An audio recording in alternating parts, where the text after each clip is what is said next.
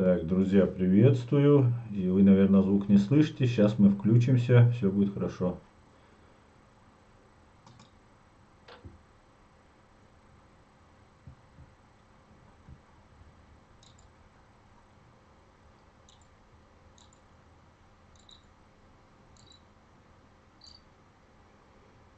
Ты перестраиваешься тут. И тогда я же не вижу все чата, все, извините, да, технические.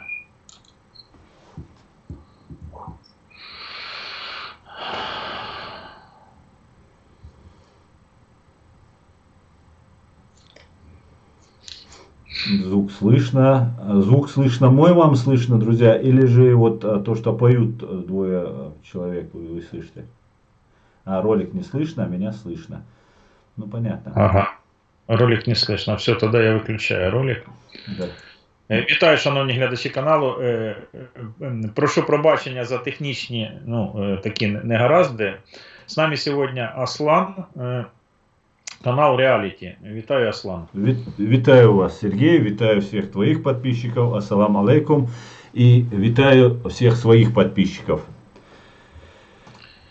Да, смотрите, друзья, те, которые смотрят нас на канале Киевская Русь стримы, зайдите, пожалуйста, на канал Аслана. Я вам скинул, как его канал, в названии, да, Reality Human Rights, это название организации, да? Human Rights Center Ичкерия, да. Угу. Вот, и поставьте, пожалуйста, вподобайки, это название организации, да? Кто на его канале, соответственно. Значит, технически, конечно, немножко, пожалуйста, не совсем получилось у нас не совсем правильно, потому что я когда включил заставку перед стримом, зрители на канале Аслана не слышат эту заставку, но это технические проблемы, это не повлияет на качестве нашего стрима. Вот. И Дима Власенко, дай, пожалуйста, ссылку на канал Аслана. Дай, пожалуйста, ссылку на канал Аслана. Я думаю, ты найдешь. Вот по названию. Вот скопируй название и дай ссылку на его канал, пожалуйста, в чат. Сергей Иванович нема посилання. Да. Зараз Дима Власенко, я его попросил сделать. И Аслан, как у нас с Асланом со звуком, скажите, пожалуйста, напишите на канале Аслана, как меня слышно, нужно ли кому-то менять звук или не нужно. И на моем канале тоже напишите. Аслан, у тебя пошел стрим? У меня, да, стрим у меня идет. Я разместил, хотел у себя разместить и разместил твою же ссылку у себя. Сейчас размещаю ссылку Сергея, Киевская Русь стрим. Тоже заходите на этот канал, подписывайтесь и распространяйте ссылки, друзья. Сейчас я сейчас скину ссылку. Я закрепил ссылку на канал Сергея, Киевская Русь стрим в чате. Все, сейчас я скинул канал Аслана, вот модераторы уже скидывают канал Аслана, да. И сейчас я тоже закреплю копировать. Сейчас у меня тут пропадет ОБС, но на секундочку я просто тоже закреплю. Закрепить. Витаю всех, кто заходит ко мне с Киевской Русь стрима. Витаю вас, украинцы, витаю вас всех, друзья.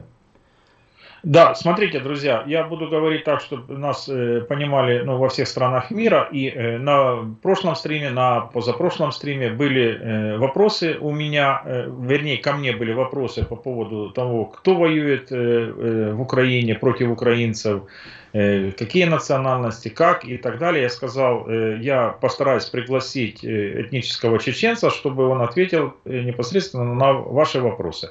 И он потом ответит, конечно, на ваши вопросы, готовьте вопросы и только, пожалуйста, соблюдайте толерантность, это же понятно. А у нас сегодня, начнем мы, конечно, с самого главного, прилеты по Винниці на 17-ю годину. Значит, 21 человек погиб и около 50 в важком стані. Значит, 46 46 человек пропали без вести.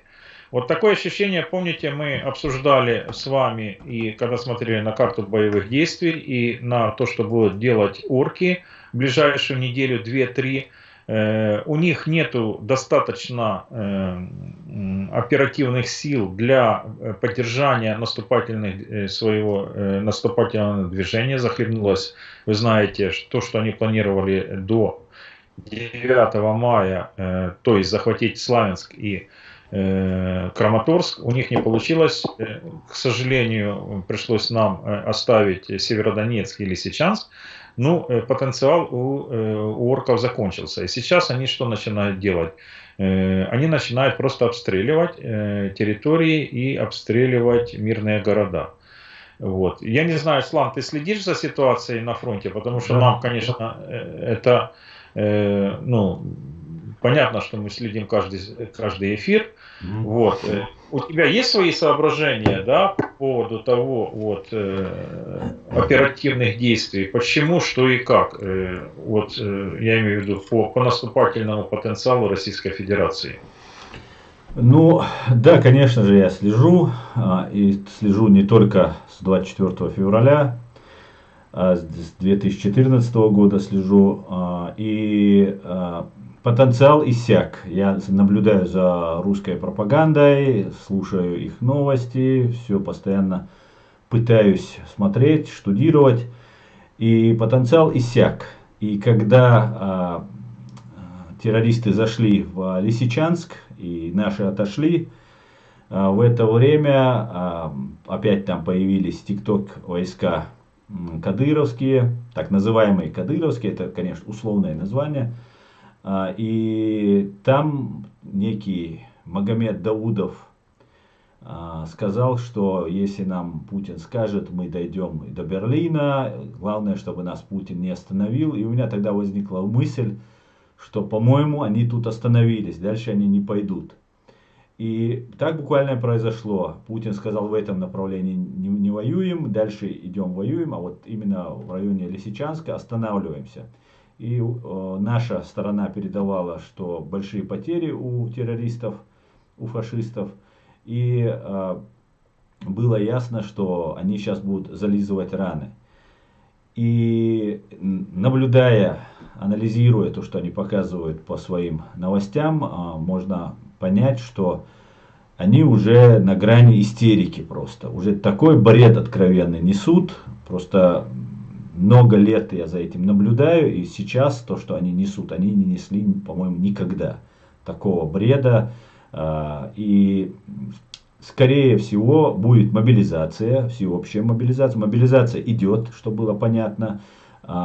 Чеченцев, всех, кто, ну вот, если брать отдельно оккупированную, временно оккупированную Чеченскую республику Ичкерия, то там все, кто попадали в какие-то криминальные истории, у кого есть уголовные какие-то статьи, их забирали, и один чеченец отказался, его убили, это Бессултанов Магомед, молодой чеченец, который жил в Европе, вернулся, и вот за то, что он отказался и оказал сопротивление, по всей видимости, был убит.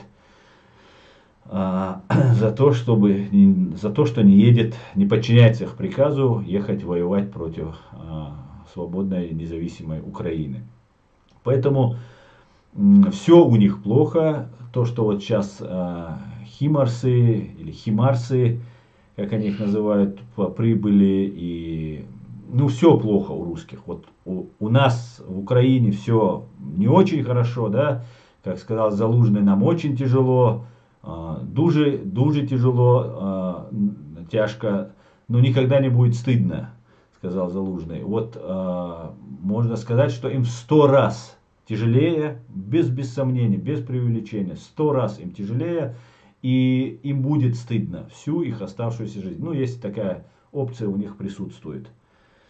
Вот как-то так, Сергей Иванович. Угу. Смотри, Аслан, я своим зрителям показывал 2 дня назад или 3 дня назад, боюсь ошибиться, был праздник, мусульманский праздник, большой мусульманский праздник, Курбан-Байрам, правильно, или Да, как вот? Курбан-Байрам, да. Да, и на этом празднике в Бурятии выступал, сейчас я покажу, Да, вот вот, этот человек, да, выступал да. вот этот человек, Матерый КГБшник, да. Ага, ты что-то об этом знаешь. Так вот, вот этот человек, он призывал мусульман России идти в Украину убивать украинцев, да, убивать украинцев. И я просто знаю, что у нас в начале войны э, украинские муллы вышли и обратились к своим братьям-мусульманам из России, сказав, что ни в коем случае, чтобы они не шли воевать против своих же Мгм. мусульман, которые будут защищать Украину, потому что в Украине много разных национальностей и много разных религий, и люди исповедуют, вот, и люди разных конфессий защищают нашу страну, в том числе и мусульмане. Вот. И те мусульмане, насколько я знаю, которые защищают свою родину, они в своем народе называются шахидами. А те, которые приходят на чужую землю, я не знаю, как они будут называться и как к ним будут отношения. Вот что по поводу обычая мусульманских, скажи, пожалуйста, Аслан, мусульмане, которые защищают, это у нас многие воюют на нашей земле, они, как это по обычаям считается, шахиды или как, и кто такие шахиды? Ну, шахид, это человек, который погиб на праведном пути, будет правильно, да, не обязательно Ага. это должна быть война. Вы можете защищать на улице прохожего и погибнуть, и тоже стать шахидом, если вы там проявляете какое-то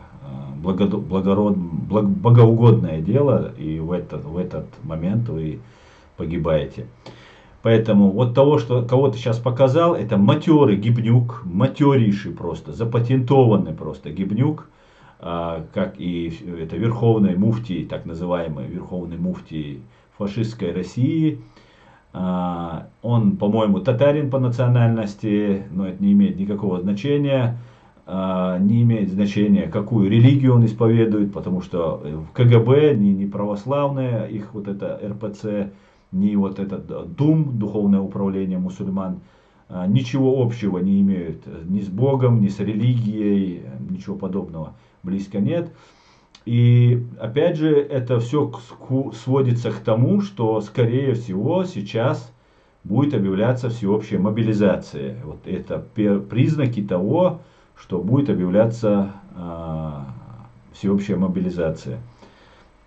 То, что люди, которые погибают, у нас, забегая вперед, скажу про муфтия. У нас есть тоже во временно оккупированной Чеченской Республики Ичкерия есть муфтий Салах, был муфтий Салах Межиев. И он говорил, что это джихад, Украина несет какое-то непонятное им зло, не знаю, какое зло может нести чеченцам где-то в Чечне украинцы у себя там в Киеве или на Донбассе.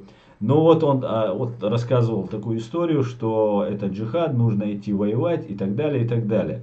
И потом в кулуарах, когда ему кто-то задал вопрос, и говорят, спросили его, джихад ли в Украине, вот ты же говорил вроде джихад, и он, видимо, не на камеру, в узком кругу сказал, что какой может быть джихад, если люди идут за деньги. Ведь шли туда наемниками, сейчас пока вы утилизируете в основном наемников и своих, я их называю украинскими кадыровцами, вот этими коллаборантами, которые из Лугандонии и из Крыма. И его за это сняли с поста, это донесли куда следует, его сняли с поста и, по-моему, отправили в штрафбат туда, в Украину, этого муфтия Салаха Межиева. Сейчас его не видно, не слышно, сейчас другой муфти заместо него. Но он сказал правду в кулуарах и сказал, что джихад не может быть, если человек идет воевать за деньги. Это один из первых признаков, что он это делает не ради Бога, как говорится, а это делает ради денег. Поэтому, конечно же, никакого джихада там нет и быть не может, если исходить из канонов ислама. Это самая настоящая империалистическая, самая настоящая захватническая, очередная, кстати сказать, это не первая против Украины война, война, которую ведут фашисты. И вот нужно исходить из этого. То, что они говорят, это ровным счетом ничего не значит, публично по телевизору то, что они говорят, ровным счетом ничего не значит, так как они занимаются дезинформацией и наглой лживой пропагандой. Скажи мне, пожалуйста, Аслан, вот муфтий – это высший духовный чин в исламе или как вот по градации идет? Вот? Ну, смотри, муфтий это не столько духовный чин, сколько такой административно-управленческий чин, который носят, ну, имеют эти люди. Ну, а исходя из того, что Бога, религии в Советском Союзе не было, и только лишь под конец войны, чтобы взять под контроль, в Советском Союзе Сталиным было разрешено открыть в 1943 или 1944 году, разрешили открыть первое духовное управление. До этого вообще все были запрещены. Именно мусульманское духовное управление в Бухаре. И эти люди, как и Ахмад Кадыров, папа Рамзана Кадырова, выпускники этого КГБшного заведения.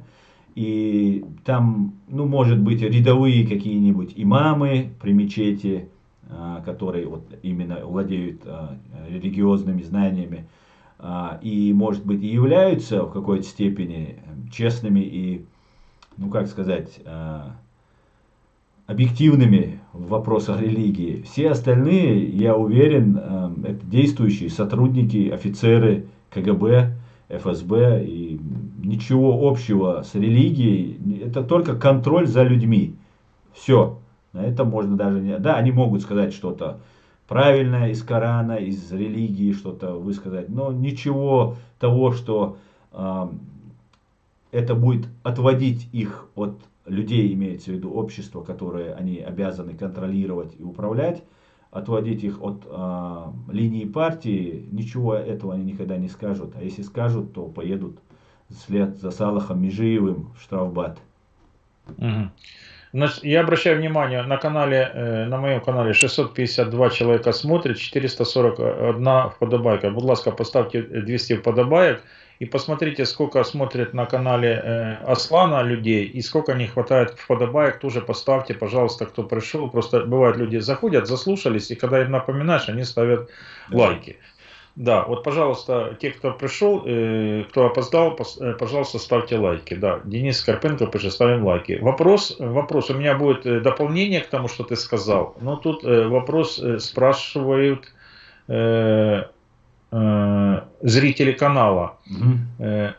Спрашивают, если, Игорь 10 спрашивает, существует ли сопротивление Кадырову в самой Чечне, ну, Чеченской республике, Ичкерия? Нет, не существует сопротивления, так же, как оно не существовало в концлагере в Германии или на каких-либо оккупированных территориях Крыма или Луганска и Донецка. Такого сопротивления нет. Мы 20 лет сопротивлялись, наши силы иссякли, и любой, кто оказывает сопротивление, не только сам бывает убит, но все его родственники выселяются, дома сжигаются, убиваются, насилуются, унижаются публично на камеру, снимают видео, как они их там заставляют унижаться и так далее. Чеченское сопротивление не имеет никакого смысла в данный момент без оружия, без финансовой поддержки и пропитанное российской агентурой и соглядатаями. Поэтому в этом плане сейчас никакого как такового сопротивления нет. Не может, я уверен, есть люди, которые наших взглядов, которые вели войну и сейчас находятся в глубоком подполье, но никаких таких действий в данный момент не предпринимается. Не имеет никакого смысла. Я помню, в прошлом году мы с тобой общались, ты говорил, что ну, когда посещал мечеть в Гамбурге, то встречался с кадыровцами или, не с, или с его людьми, которые... Вот. Скажи, пожалуйста, сейчас вот, во-первых, кто в Гамбурге, одна мечеть или несколько, это первый вопрос. Второй вопрос, кто там имам, да, или в мечети? Вот, Да, имам мечети, да. имам, да? Как ведется служба, на каком языке? Понимаешь ли ты тот язык, на котором ведется служба? И вообще, какое отношение мусульман Гамбурга, ну, в переважній більшості, потому что там много же национальностей, там со всего мира мусульмане. Да, конечно. Вообще, вот есть какое-то общение у вас с ними, поддерживаете контакты? Вообще, вот эта мусульманская жизнь Гамбурга, пару слов. Ну, мечетей несколько, молельные дома есть, мечети есть, в одной мечети ведется на немецком, в другой мечети ведется на турецком, в одной мечети ведется на албанском. И вот прихожане какие ходят, у нас чеченской мечети как таковой нет. Ну, мы чаще всего ходим в немецкую. Я, в принципе, последнее время в целях мер предосторожности давно уже не посещал мечеть. Понятно. Пока, ну, вообще мусульмане тоже за рубежом, они разобщены по своим национальностям, я так понимаю, да, и по своим политическим взглядам, так же, как и все другие. Конечно, никакого такого супер единства такого нет. Ну, на словах, конечно, есть. Да, это можно было просто проследить, что делали с чеченцами. Вот всем стало известно Буча, и о мире о ней говорили, и слава богу, что говорят. Но при всем при этом вся Чеченская республика была одна сплошной Бучей. Только Бучу освободили, и мы смогли зафиксировать, люди смогли зафиксировать те преступления, которые совершили фашисты. А Чеченскую республику, обозвав незаконно, нелегитимно, обозвав внутренним делом фашистской России, оставили на съедение, чеченцев фактически оставили, и в том числе, и даже в первую очередь, мусульманские страны. Например, можно сказать, что Путина и Кадырова, ну, Путина еще, может, примут, Кадырова в европейские страны не принимают, да, он не имеет права въезда в европейскую страну. А вот сейчас недавно он на этот Курбан-Байрам или на какой-то там другой праздник, или просто по какой-то другой причине поехал в Саудовскую Аравию, его там охраняют, его там принимают и так далее. Поэтому миф о каком-то мусульманском единстве или поддержке, он не соответствует действительности. И вот мне тут Тойзан напоминает, мой старый друг и подписчик, что мы боремся не с Кадыровым. Кадыров это дутый шарик, за которым прячется Путин, ФСБ, Патрушев и все остальные. Кадыров это всего лишь ваш Пушилин. Ни больше, ни меньше. Или ваш Захарченко, который уже предстал. Поэтому это всего лишь фигура, которую назначили из Кремля, из ФСБ. Вот Окей.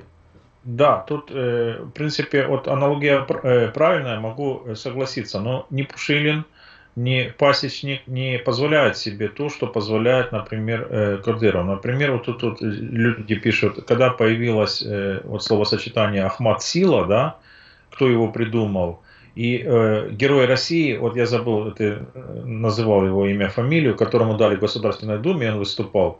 И он в конце сказал спасибо большое там, за присвоение звания Герой России, а в конце сказал, ухмыляясь, Ахмад Сила, Аллах Акбар. И так, ну, презрительно улыбнулся про себя. Я говорю, этим он унизил всю Государственную Думу, потому что он сказал не Путин Сила, не Путин там, а именно Ахмад Сила в Государственной Думе Российской Федерации. И такие слова терпят там. Да, конечно. Но Государственная Дума это не место для дискуссии, как нам известно уже давно. И знаешь, если бы лугандонцы, да, так называемые, оказывали бы 20 лет сопротивления России, и если бы лугандонцы убили бы от 80 там, до 225 тысяч россиян, сопротивляясь оккупации, и потом уже этих Пушилиной назначили бы уже на место вот этих лугандонцев, то я думаю, у них был бы такой же почет и такое же уважение. Точнее, чеченский народ, очень много сделали для того, чтобы сражаться, больше даже, что можно было сделать в нашей ситуации. И при всем при этом, на протяжении долгой истории мы доказывали, что мы неплохие воины, чеченцы. И вот эти кадыровцы, которые перешли на сторону оккупантов, они взяли вот это имя, вот это доблестное имя чеченских воинов, которых они убивают и которые являются их врагами. Как всегда это делает КГБ, они взяли это имя себе и прикрываются этим именем. Вот именно поэтому Адам Демирханов может выступать в Государственной Думе и говорить Ахмад Сила. Но Ахмад Сила он говорит не потому, что это Адам Демирханов решил или Рамзан Кадыров решил так говорить. Все установки в строгом соответствии с регламентом поступают, с инструкциями поступают из Федеральной службы безопасности Российской Федерации. Поэтому Ахмад Сила это ничего близко не имеет отношения ни к чеченскому народу, ни к исламу. И даже когда они говорят Аллах Акбар, это тоже не имеет отношения. Это чисто ФСБшная речевка, которую им нужно было заменить наши речевки, которые у нас были. Мы говорили Аллах Акбар, мы говорили там Джахар Дудаев там, и так далее, и так далее. И чтобы это все перебить, нам навязали вот эту речевку. Ну, они пытаются навязать нам вот эту речевку. Я бы хотел вот в связи с этим одну вещь сказать, Сергей. У нас есть во временно оккупированной Чеченской Республики Ичкерия есть полк имени Ахмада Кадырова, второй полк имени Ахмада Кадырова, так называемый. И он у вас сейчас там в Украине воюет.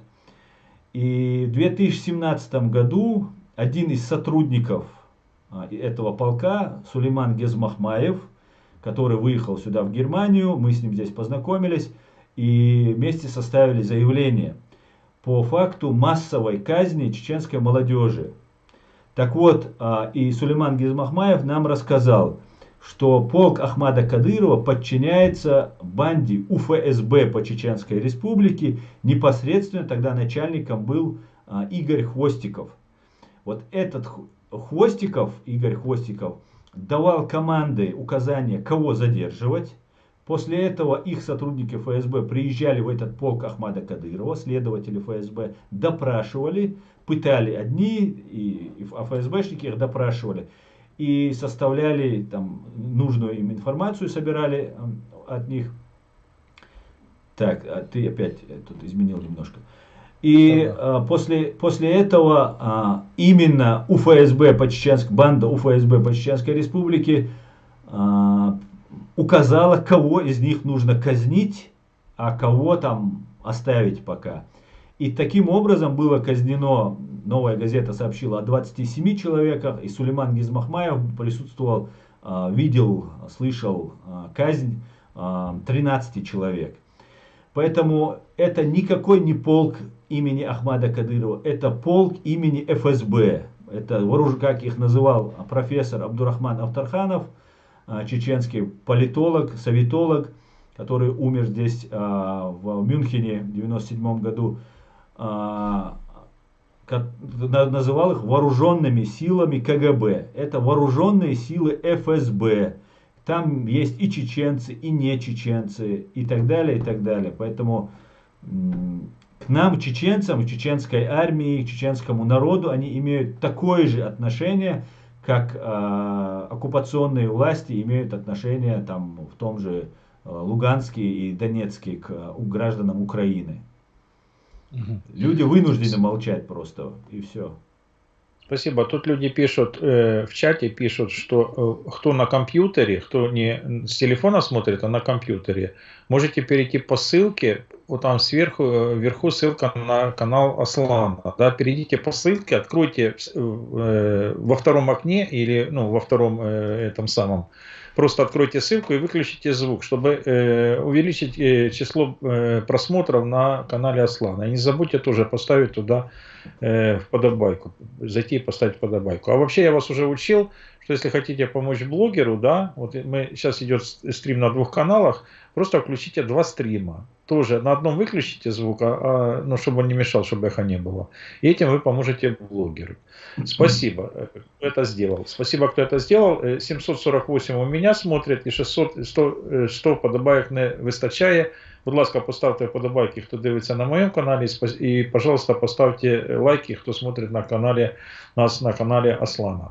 Тут по поводу того, что ты сказал, в тему был задан вопрос от зрителей канала, что, ну, вот раньше, не знаю, как сейчас, да, была какая-то кровная месть, и если человек на кладбище не отомщенный, там какой-то висел знак или флаг или тому подобное. Сейчас чеченской, это первый вопрос. И второй вопрос, чтобы я не забыл, ты уже несколько раз на него отвечал, чем отличается, почему одни говорят Чечня, а вторые говорят Республика Ичкерия. Вот пока вот эти 2 вопроса. Про кровную месть, потому что, почему я спросил про кровную месть? Потому что ну, очень много жителей Чеченской Республики Ичкерия пострадали от действующего режима. И понятно, что, например, есть люди, которые помнят обиды детства, такие как я, да, я могу простить, но я все равно помню, как меня тот директор школы, когда мне было 7 лет, дергал за уши. Уже давно его нету, уже давно я его простил, но я это помню. А есть люди, которых убили родственников, пытали родственников, конечно, они это не забудут. Конечно, они это не забудут. Сколько бы лет это ни прошло, 10 лет, 20, 50 лет, никто этого не забудет. И будут своих детей учить, чтобы не забыли. Вот как с этим дела обстоят? Вот именно с, ну, вот, забыть не забыть, как говорят. Да, я отвечу сейчас на вопрос. Мне тут твой модератор Вася Гильдыев пишет: я думал, что Ахмад Сила это в честь его отца. Да, это в честь его отца, но это как бы для чеченского народа. Это самый главный предатель, и путь предателя чеченскому народу навязывает. Это ответ Саши, Васе Гильдыеву. По поводу того, что отомстить, не отомстить. Да, у нас существует, и это касается институт кровной мести, это просто как он называется, да, принцип Талиона, это древний принцип Талиона, он есть во всех историях, у всех народов. И если мы знаем, что наш человек убит кем-то конкретно, то, конечно же, кровная месть, несмотря на то, что сейчас этот человек при какой-то должности, его не могут, конечно, сейчас убить, но настанет время, и, конечно же, в один прекрасный день к нему постучат в его дверь. И да, у нас не ставится надгробная плита, ставится камень, пока человек не отомщен, ставится камень. Потом, это если ты еще не знаешь, кто это сделал, то в таком случае может поставить, а если ты уже знаешь конкретно виновного, то в таком случае, конечно же, чеченцы никогда этого не простят никому. И те кадыровцы, которые совершают массовые убийства, и не массовые убийства, просто убийства, они прекрасно понимают, что рано или поздно к ним это все вернется. И они таким образом зачищают всю семью. Когда они кого-то убивают, они убивают всех мужчин, пытаются убить всех мужчин. Даже малолетних детей они убивают в случае возможности. Или же как-то пытаются выгнать их из республики, из фашистской России, из Чеченской республики оккупированной. И вот таким образом обезопасить себя на будущее. Но я, конечно же, уверен, что ни в коем случае, никогда это не пройдет среди чеченцев. И рано или поздно эти люди понесут суровое наказание. Чем отличаются чеченцы от кадыровцев, допустим? Ну, опять же, я в этом же стриме это говорил. это те же лугандонцы, которые перешли. Есть украинцы, которые живут на оккупированных территориях, а есть люди, которые пошли служить фашистской России. Это и есть эти люди. Больше я уже столько раз это объяснял, и мне кажется, даже заострять внимание на этом не стоит. Знаете почему? Потому что это специально делается, чтобы нам представить, что какие-то кадыровцы, какие-то буряты воюют против Украины. Кадыровцев там 1000 человек побывало. 1000. Они сейчас, после того, как я начал говорить, всего лишь 0,5% от 200 тысяч, которые напали на Украину, это так называемые кадыровцы. Это 0,5%, 1000 человек от 200 тысяч. Так вот, и нам все время показывают каких-то кадыровцев. Да, они красиво говорят, там статные, там одетые по-модному и так далее, и так далее.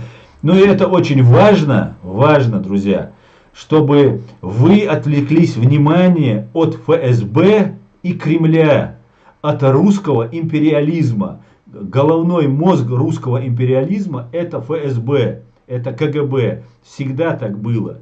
И сейчас в Кремле тоже тот же КГБшник сидит. Поэтому Кремль и ФСБ, это Лубянка и Кремль это одно и то же.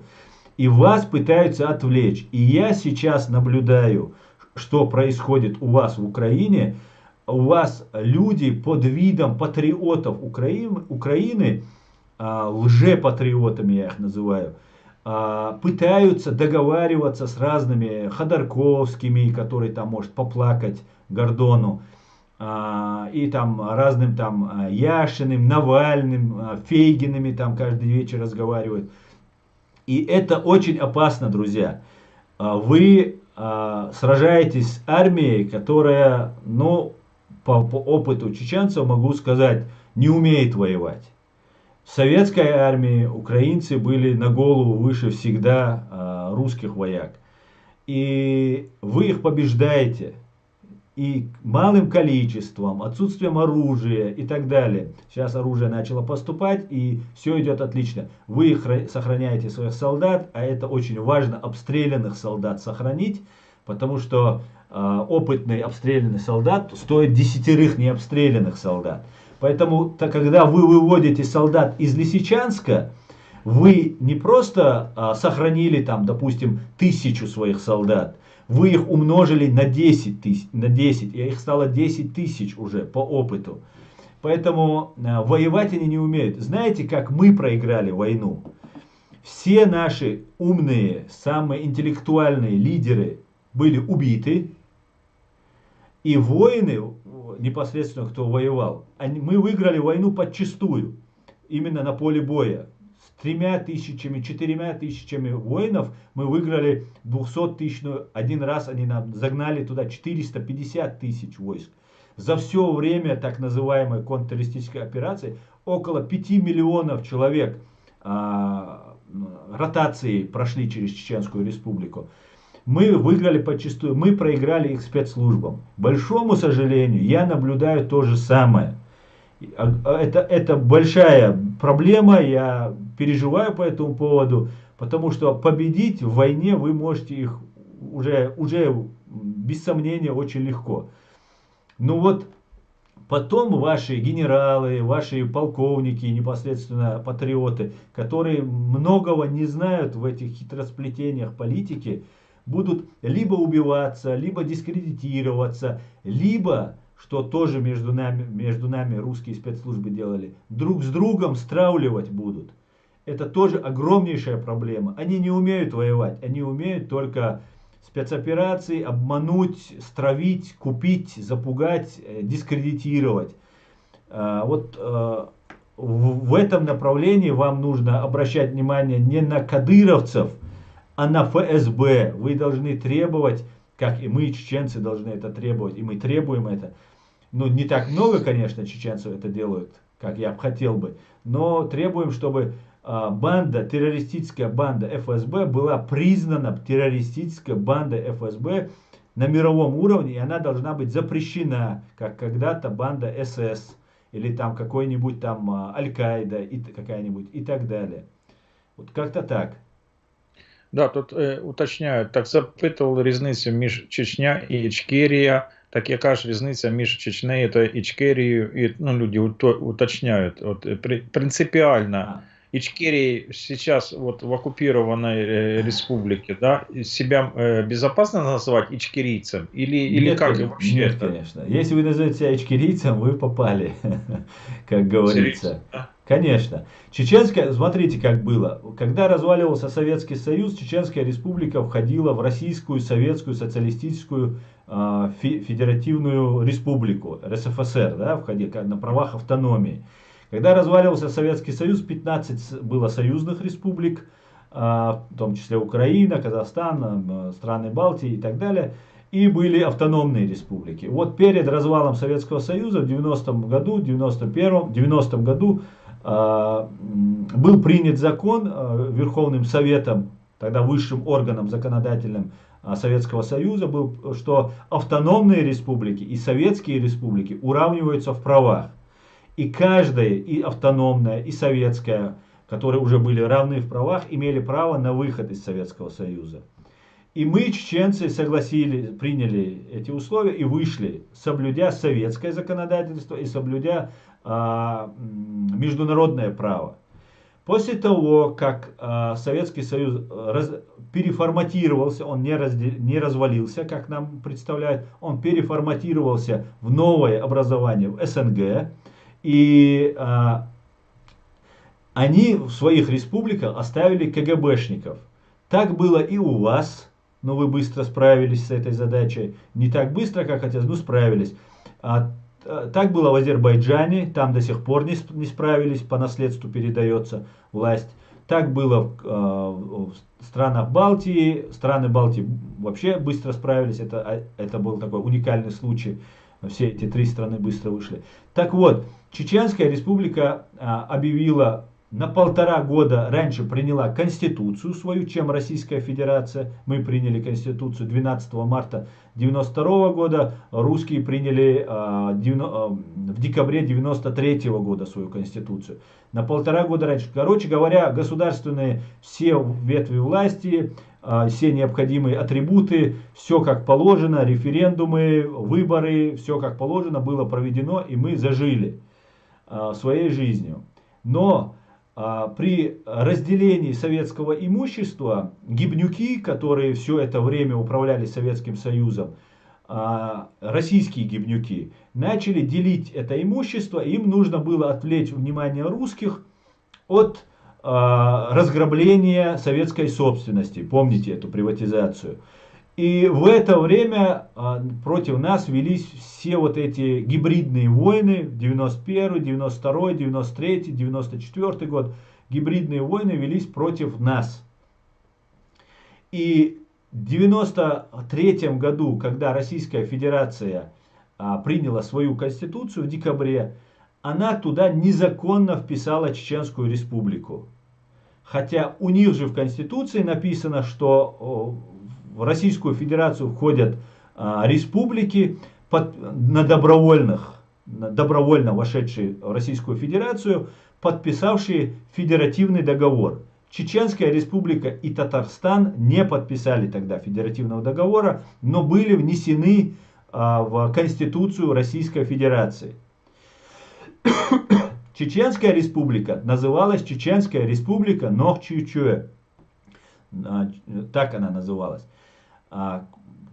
Когда Дудаев пришел к власти и так далее. И когда Россия себе указала в своей конституции, что мы являемся частью России, понимая, что это потом в дальнейшем приведет к оккупации, нападению, агрессии против Чеченской республики, Джохар Дудаев внес изменения в название Чеченской республики для того, чтобы она отличалась от той, которая входит в их Российскую Федерацию. И тогда Чеченская республика была внесена, в Конституцию Чеченской республики была внесена поправка, и Чеченская, все на законных основаниях, там голосованием парламента и так далее, и Чеченская республика была переименована в Чеченскую республику Ичкерия. Ичкерия — это часть территории, равнинной часть территории Чеченской Республики, Чеченской земли, которая называлась с древних сотни, тысячи лет, называлась Ичкерия. Просто это слово было дописано, чтобы русские не имели основания, юридического основания нападать на другое государство, которое у них в Конституции не указано. Вот так появилось слово Ичкерия. Понятно. А сейчас слово Ичкерия так само, как вот в Беларуси, когда свой-чужой, да, я говорю, живи Беларусь. И когда, ну, когда он наш человек, да, живи вечно, а когда он начинает юлить, крутить хвостом, вот это теперь слово Ичкерия тут уже в самой Чеченской Республике уже как, ну, свой-чужой, я так понимаю. Абсолютно так, абсолютно так. Враги, конечно, пользуются этим, они тоже прекрасно это знают. И Россия вела войну против Чеченской Республики Ичкерия, и нам пытаются навязать такую установку, что нужно оставить это слово Ичкерия, как-то по-другому переименовывать. Нам рассказывают, что это не чеченское название и так далее, и так далее. Но это, ну, просто не имеет никакого значения. Мое имя, например, Тюркское. Ничего в этом нет. У нас общее слово есть Майдан, да, площадь, да, это тоже тюркское название. Ничего в этом нет.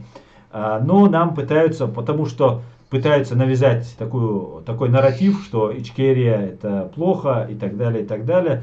Хотя именно Ичкерия, Чеченская Республика Ичкерия является истцом по отношению к ответчику фашистской России, которая совершила массовые убийства, военные преступления, преступления против человечности, акт агрессии, геноцид, убила 30% граждан Чеченской Республики Ичкерия и нанесла материальный урон около 1 триллиона долларов. И Ичкерия является истцом по этому делу, и поэтому, конечно же, это слово и это название мы ни в коем случае не дадим кануть, этому слову не дадим кануть в лето.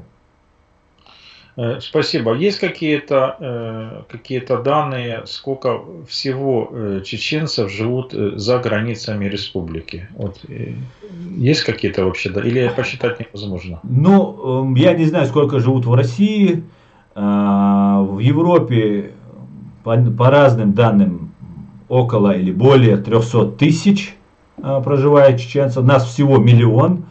Было на тот момент, сейчас может быть уже больше, 300 тысяч нас было убито, 30%, в том числе и русских, и другие национальности, которые проживали в нашей стране.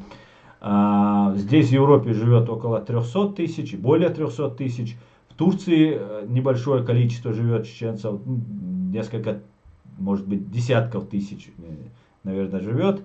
Но и есть чеченцы, которые раньше еще уехали и живут в Иордании, живут в Сирии. В Сирии чеченцы, они уже, в принципе, обарабились. А вот иорданские чеченцы, они сохранили и язык, и всю нашу культуру. И где-то общей сложности в мире насчитывается по разным оценкам, но около 2 миллионов чеченцев. В данный момент в республике, во временно оккупированной Чеченской Республике Ичкерия, находится около, может быть, 1 миллиона человек. Хотя нам они рассказывают, что там 1,5 миллиона, и я так полагаю, это делается для того, чтобы скрыть потери, которые были понесены в ходе войны, и по Гоголю, да, мертвые души, чтобы получать деньги из бюджета и пилить на людей, которых не существует.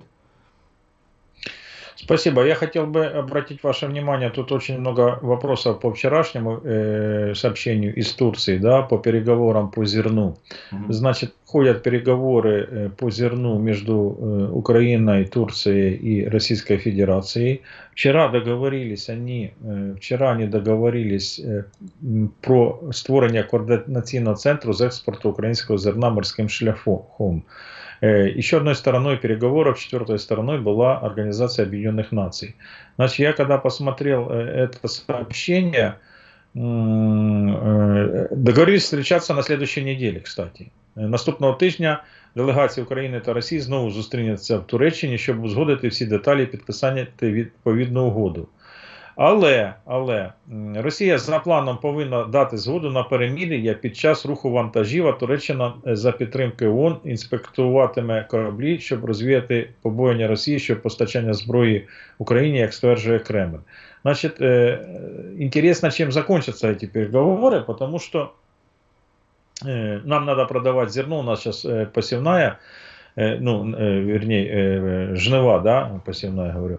Вот. А зерно из элеватора многие россиянцы на оккупированных территориях захватили, а на неоккупированных территориях надо его как-то продать. И Россия сейчас пользуется, у них сейчас оперативная пауза на фронтах, вы же видите, да, что происходит. Наши начали методично херачить из хаймерсов, их штабы, наши начали методично херачить из хаймерсов их склады боеприпасов, и наши начали методично херачить склады с ГСМ. И это уже вам показывают все блогеры, все телеканалы, и в ТикТоке куча, и в телеграм-каналах, и в Ютубе много всяких видео, где показывается работа хаймерсов. Так вот, сейчас такая интересная ситуация. Я вам говорил, что оперативная пауза для России, с одной стороны, крайне нужна, потому что надо сделать ротацию, как-то освежить силы, которые воевали в Северодонецке, Лисичанске, как-то немножко обновить. С другой стороны, если будет сделана оперативная пауза, этим немедленно, моментально будут воспользоваться вооруженные силы Украины. Что они и делают, кстати, что наши и делают. Только малейшее затишье наши сразу начинают в районе, в южном направлении, Новая Каховка, Херсон, мы с вами постоянно за этим следим и наблюдаем, херачить по их складам. Как это происходит, уже обговаривали десятки раз, разведданными делятся наши союзники, в том числе Соединенные Штаты Америки. И когда они говорят, что мы выстрелили по какому-то детскому садику, будьте уверены, что в целях продвижения своего оружия, тех же хаймерсов, рекламы своего оружия, Соединенным Штатам Америки крайне важно показать результативность своего оружия, да, что это оружие будущего. И они дают насколько точные данные, и наши отрабатывают насколько точно, что там комар носа не подточит, если сравнить, например, с обстрелами, которые делают российская армия.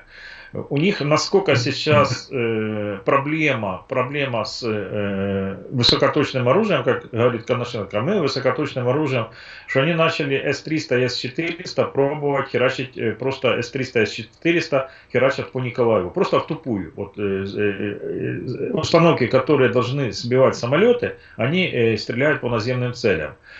По снарядам Хаймерса они не могут сбить ни одного снаряда Хаймерса, они не смогли, потому что снаряды это не ракеты. Там надо делать что-то похожее на железный купол, но железный купол Израиль сколько лет делал и сколько денег туда вбухал, чтобы противостоять, да, таким ракетам. Хотя там тоже не снаряды летят в сторону Израиля, а ракеты не высокоточные, а бы только пульнуть. А эти снаряды, они летят в 2,5 раза быстрее скорости звука, и Россия никак не нашла возможности противостоять хаймерсам. Это на что я хотел обратить внимание, и будем очень внимательно следить за переговорами по зерну, потому что в переговорах по зерну Российская Федерация может потребовать у украинской стороны прекращения огня. Понимаете, в чем фишка? Как они сейчас переговоры по зерну могут крутануть для себя, потому что им нужна оперативная пауза как минимум там неделя, 2-3. Но им не надо, чтобы в это время оперативной паузы Украина херачила по их складам.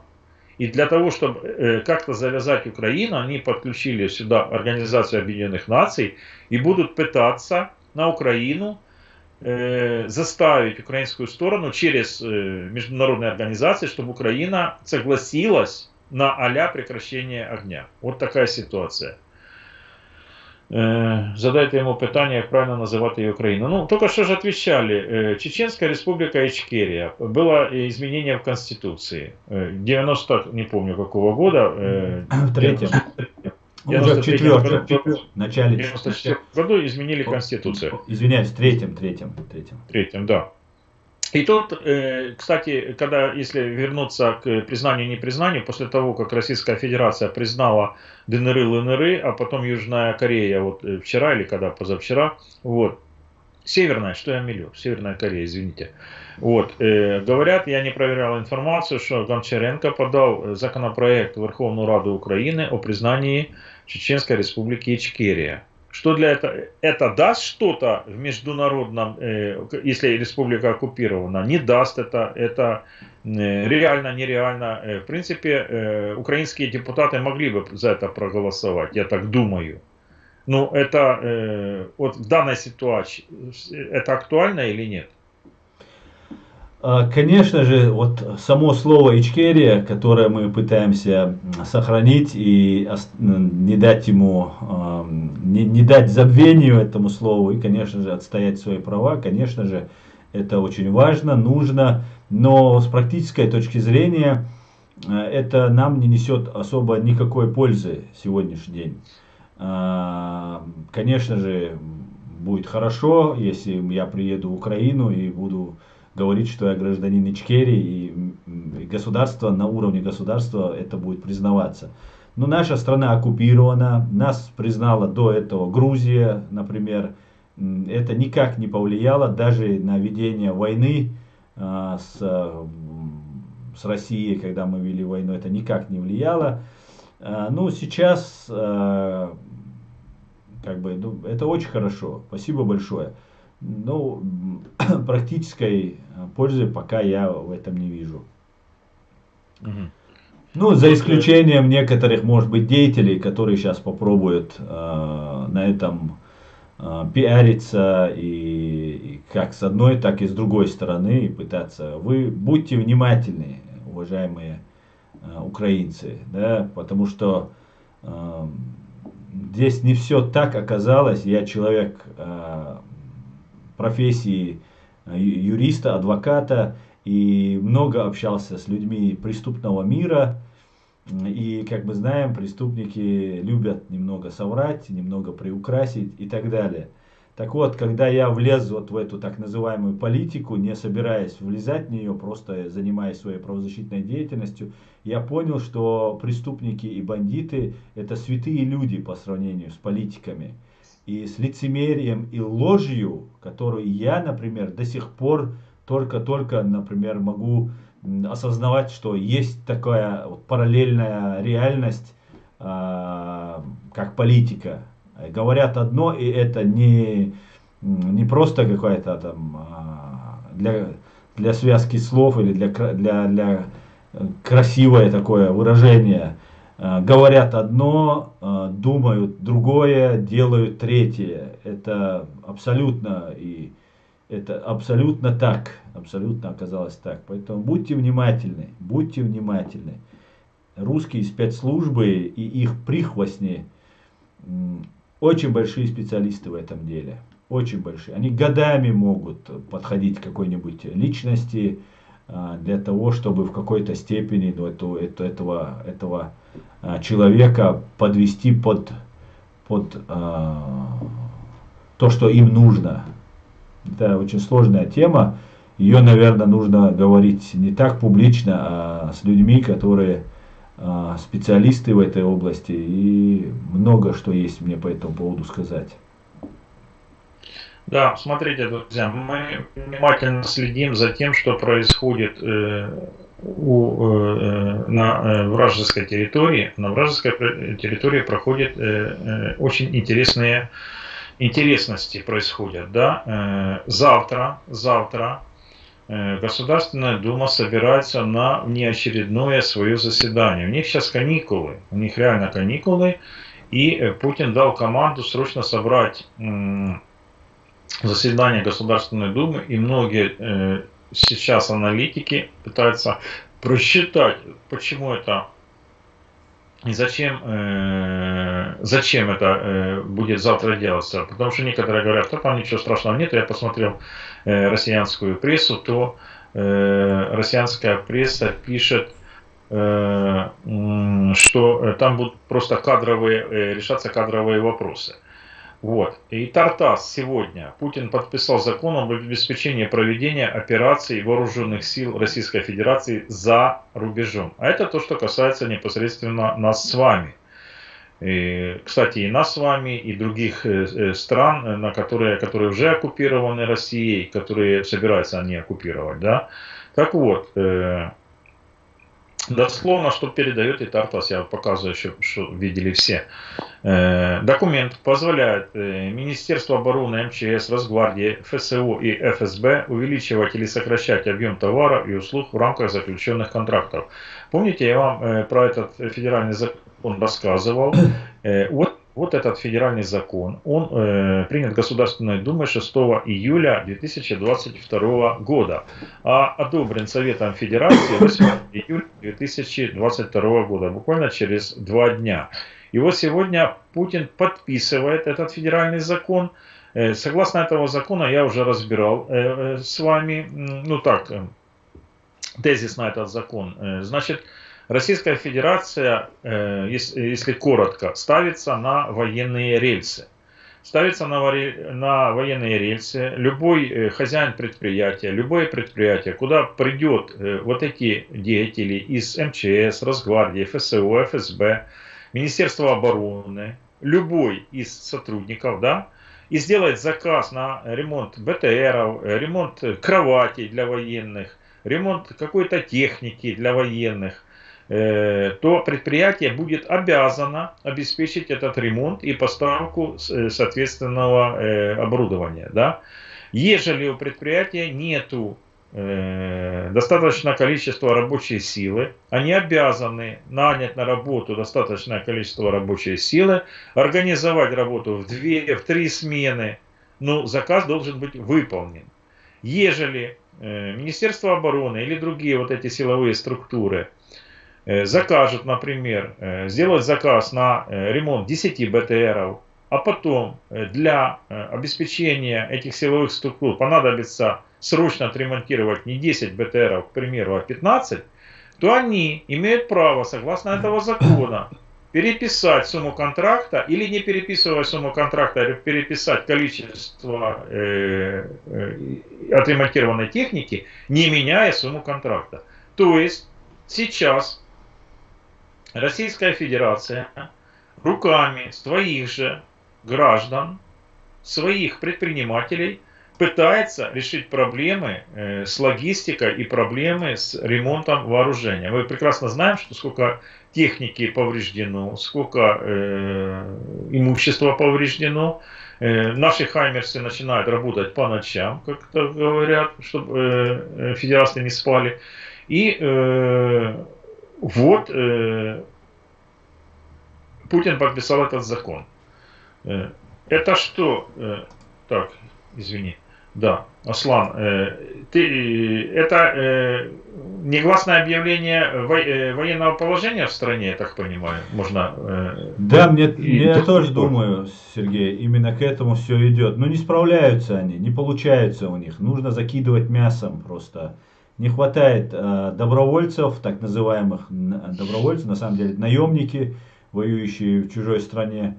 И им не хватает мяса. И об этом вот этот террорист Гиркин давно уже призывает, умоляет, просит. Они побаиваются объявлять мобилизацию, давать оружие людям. Но вот и еще у них, видимо, не хватает этого оружия, чтобы всем раздать. Их нужно же экипировать, снабдить и так далее.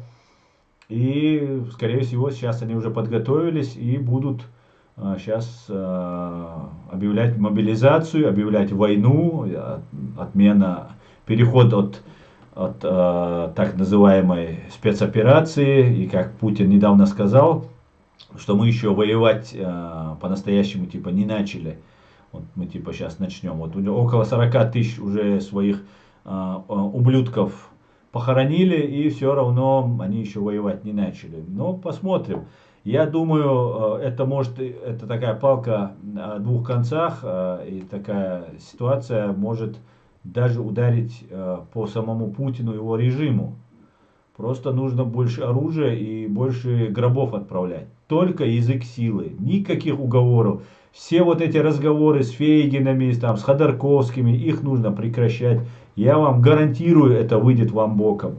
Вот кажется, что вот они какую-то пользу Невзорову дали гражданство, но это просто, но это на грани измены просто граничит. Да, что Невзоров что-то такое говорит. Невзоров это отец-основатель этой современной пропаганды. На нас, на чеченцев, они отрезали головы, привозили головы чеченцев в Петербург, продавали их за $5000, и Невзоров позировал с черепами у себя там в передачах и так далее, и так далее. Это матерые убийцы, преступники, которые сейчас внутри Украины являются пятой колонной, агентурой, которая выйдет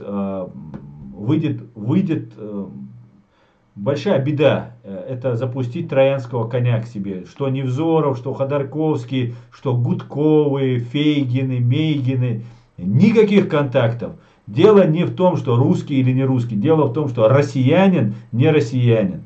Вообще, вот во всех смыслах, и не только русских касательно. Мы, чеченцы, не россияне. Мы ичкерийцы. Но и среди чеченцев найдутся те, которые будут засылаться. Поэтому будьте осторожны, относитесь осторожностью ко всем россиянам. И, конечно, будет мобилизация, и они будут сейчас всячески пробовать начать крупномасштабную, еще более масштабную агрессию, и будут... Я так думаю, скорее всего, будет мобилизация, скорее всего. Я про мобилизацию сейчас скажу, но я не совсем согласен с Асланом. Я скажу сейчас свою точку зрения по мобилизации. А вот коротко по мерам экономики Российской Федерации, она реально схлопнется. Специальные меры Кабмина предусматривают разбронирование материальных ценностей государственного резерва, временное расконсервирование мобилизационных мощностей и объектов. То, что было на консервации, будет расконсервировано, вы понимаете, да, вот старые танки там пытаться, там БТРы, АК-47, если они уже начали АК-47 расконсервировать. Юридические лица, независимо от их организационно-правовой формы и формы собственности, в случае введения спецмер, не вправе отказываться от заключения договоров, газконтрактов на поставку товара, выполнение работ, оказание услуг в целях обеспечения проведения вооруженными силами РФ, другими войсками, войсковыми формированиями и органами контртеррористических или иных операций за пределами Российской Федерации.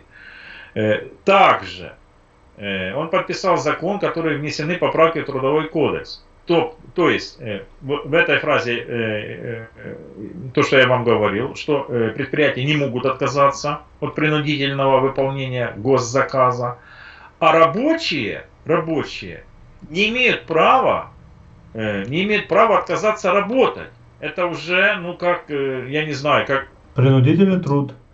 Принудительный труд, потому что внесены поправки в Трудовой кодекс РФ. В нем закрепляется, что при введении спецмер в сфере экономики Кабмин будет вправе устанавливать особенности правового регулирования трудовых отношений в отдельных организациях, их структурных подразделениях и на отдельных производственных объектах, в том числе порядок и условия привлечения к работе за пределами установленной продолжительности рабочего времени, в ночное время, в выходные, нерабочие праздничные дни, предоставление ежегодных оплаченных отпусков. То есть, если сотрудник работает на каком-то предприятии, которое выполняет тот заказ, который Минобороны или какое-то силовое ведомство заказало предприятию, то работники этого предприятия не имеют права уволиться с этого предприятия, потому что они не захотят работать бесплатно. А там же, видите, да, заставляют работать практически бесплатно, как за карточки трудовые во время войны.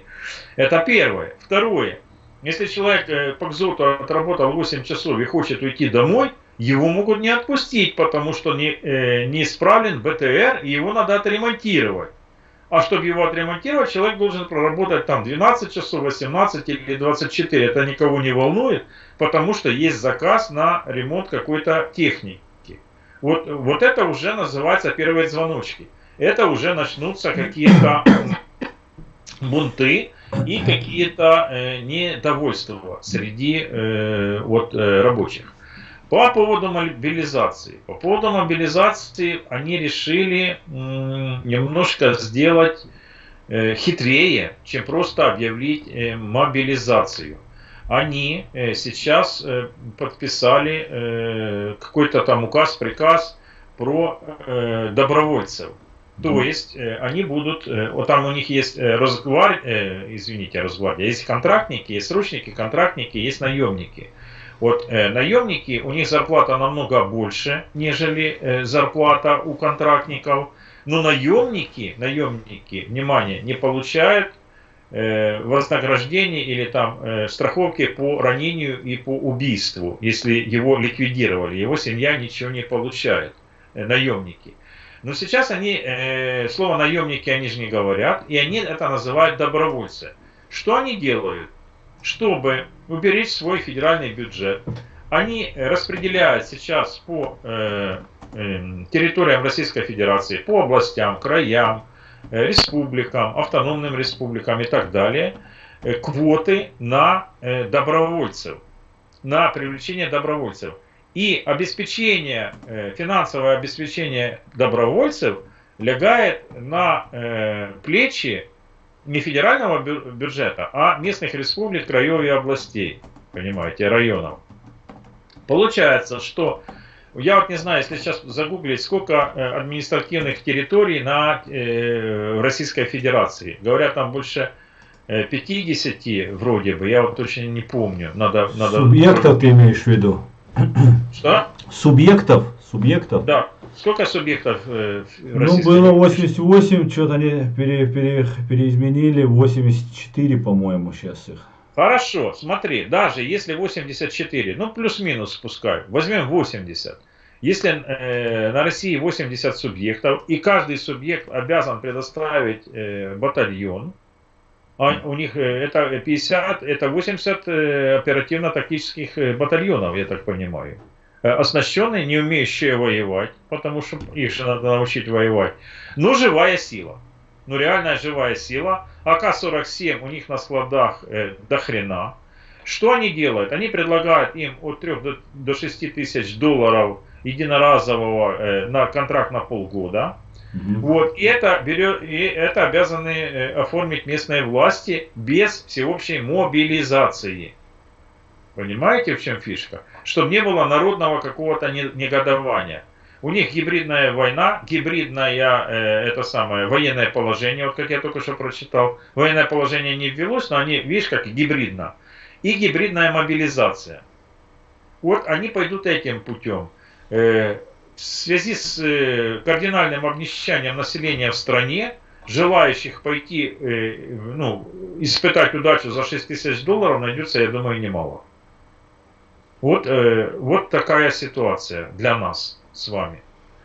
Но опять же, как они собираются заставить этих людей воевать или мотивировать их на войну, потому что я просто знаю по мобилизации, мотивировать будут как в 41-м. Расстрел. Что? Мотивировать будут как в 41-м. Расстрел. Может быть. За отказ. Гібридна країна робиться гібридно. Да, Короче, люди будут просто жить. Сергей, я хотел бы добавить по поводу трудовой повинности, которую они вводят. Это уже до принятия этого закона. Они всех пенсионеров, которые работали на заводах, которые собирали там их бомбы, пули, патроны и так далее, их уже начали возвращать, пенсионеров. Возвращайтесь, будем платить там и так далее, и так далее. Это уже давно было. И сейчас, когда они будут вводить мобилизацию, опять же, мы не исключаем, я не исключаю применение химического, биологического, ядерного удара как по Украине, так и по другим странам для отвлечения внимания.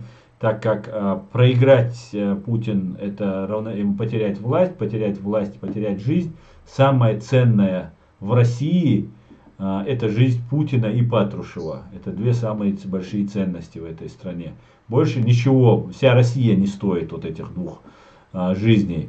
Но опять же, как начнется эта мобилизация и люди пойдут, вот тогда нужно обращаться к матерям. Не когда в первый раз контрактники тогда пошли, и сразу же украинцы обращались, давали им возможность звонить.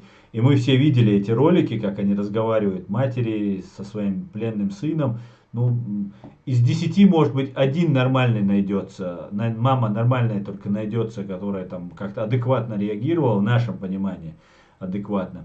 А когда уже пойдут вот эти насильно призванные, для них просто нужно будет создавать условия для перехода на сторону Украины, дальше лагеря для военнопленных, чтобы они прям со своим оружием, складывая оружие, проходили лагеря для военнопленных.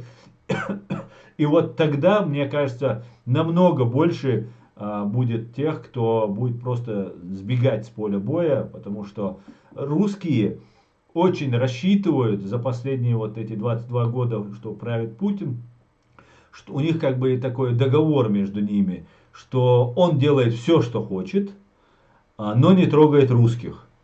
Русские делают вид, что они не замечают этих преступлений, которые он совершает, в обмен позволяют ему это делать и не лезут. Это не наше дело, там наверху решают, там и так далее, и так далее. Кто хочет за деньги идет, делает, принимает участие в этих преступлениях, и все. А сейчас договор меняется уже, ну уже давно он меняется, но сейчас он вообще полностью поменяется. Спрятав голову в песок, это не спасает русских и россиянцев. Поэтому я думаю, что при удачном стечении обстоятельств и правильном подходе нашей стороны, американцев, украинцев, англичан, если правильно мы сможем это все организовать, они и мы все вместе сможем организовать, эта мобилизация может выйти боком для них самих. Можно будет много что сделать для того, чтобы свергнуть саму эту ФСБшную власть. И самое главное, очень важно всем украинцам, всем людям, кто нас посмотрит, хочу донести, не сводить это к какой-либо национальности, даже русской национальности, не говоря уже о кадыровцах. Главное это голова, как говорил Джохар Дудаев, главное бить не по хвосту, а по голове. А голова это Лубянка, это Кремль. А Лубянка, Кремль, Лубянка это сейчас одно и то же. И было все время одно и то же.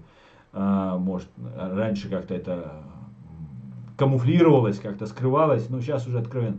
Главный враг украинцев, чеченцев, сирийцев, грузин, всего мира, американцев, англичан, это ФСБ, террористическая банда ФСБ. Мы должны это точно знать.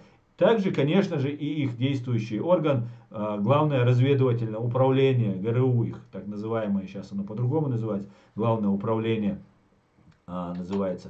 Вот главное бить по голове, называть их имена, обозначать этих преступников, всех действующих сотрудников ФСБ, которые занимаются вот этими преступлениями против человека, персонализировать этих преступников и наносить и на территории России, и где бы это ни было, по ним работать и наносить по ним удары. Только в таком случае можно остановить вот этот монстр. А утилизировать вот это быдло, этих орков, этих бичей, которых они посылают там за 100 тысяч рублей, за 150 тысяч рублей. Ну, эти бичи так и будут. С украинской стороны будут гибнуть, если образно говоря, дворяне, а с этой стороны будут гибнуть бичи. Ну, несравнимо, даже если 1 к 10 будут потери. Поэтому нам нужно бить по голове. Бить по голове этой гадюки, этой змеи. Только так, друзья, только так. Мы это все проходили, мы это все знаем. И только так нужно действовать. И вот как мне писал мой подписчик, не мне, он тут писал, говорит, что как это дежавю.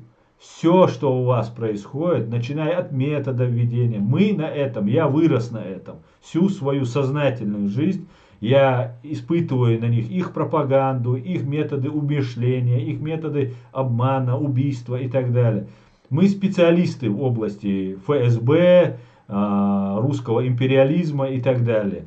И, к сожалению, некоторые украинцы этого не понимают, то, что такие очевидные вещи, понятные для чеченцев, иногда украинцы не понимают. Хотя нам казалось, что вы должны их даже лучше, чем мы, понимать. Но долгое время спали, скажем так. Ну, тут я могу согласиться еще не только, что сейчас некоторые понимают, не понимают, а что делать в будущем, что меня удивляет, что меня разочаровывает и что меня пугает, что даже высшее руководство Украины, ну, как-то не вполне представляет, что же делать дальше. Вот я имею в виду, что же делать дальше, и мировое сообщество, мне даже интересно, что же делать дальше. Я так думаю, что в высших кабинетах мировой политики было принято решение вырезать эту раковую опухоль с планеты Земля хирургически, правильно, грамотно, чтобы не нарушить экологию планеты Земля. Потому что ты только что сказал про ядерное и химическое оружие, да, бактериологическое. Вот это надо сделать насколько грамотно, хирургически, ювелирно, чтобы в самом деле не пострадала вся планета Земля. Потому что они, смотри, как они угрожают, как они начинают. Если кто-то вмешается, то будьте, ну да, и поднимаются ставки. И сейчас Российская Федерация поднимает ставки. Сейчас дело не дошло до красной кнопки, чтобы вы понимали, потому что еще не разыграны продовольственные возможности и эти энергетические возможности Российской Федерации. Что я могу спрогнозировать? Будет принципиально. Российская Федерация, кстати, показывала, сколько производит зерна Украина и сколько производит зерна Российская Федерация. То количество зерна, то, что производит Украина, говорят, начнется голод, оно в процентном отношении не должно привести к голоду, да, на планете Земля. Потому что оно не такое, в самом деле, ну, не в таком процентном отношении. Российская Федерация больше производит зерна, несмотря на то, что там фуражное зерно, но оно идет на корм скоту. Это тоже обеспечение какой-то безопасности, потому что фуражное зерно идет на производство комбикормов.